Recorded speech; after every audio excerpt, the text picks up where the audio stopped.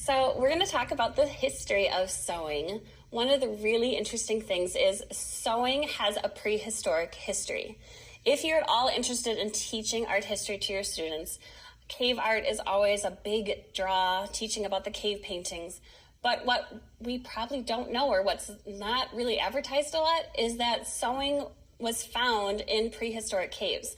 There have been bone needles that are 20,000 years old. And so if your kids are jazzed about history, sewing has got a really cool history too. If you think back to how sewing was, like back in the day, sewing was absolutely an essential skill. In order to have clothing, outerwear, curtains, bedding, any linens, those all had to be sewn by hand.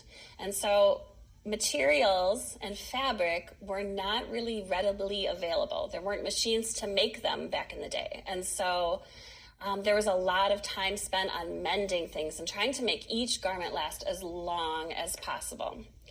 After the Industrial Revolution, things have started to become mass produced. There's machines available that are making the fabric.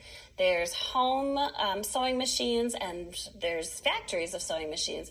And that's when that sewing kind of died out a little bit. People were able to purchase clothes in a store, and then that throwaway tendency is something that started from it.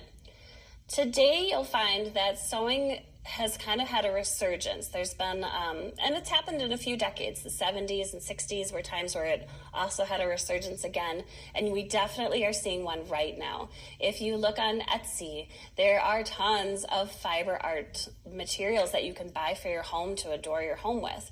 So in addition to teaching it at school, it's something that we're seeing become more relevant as a really elevated art form.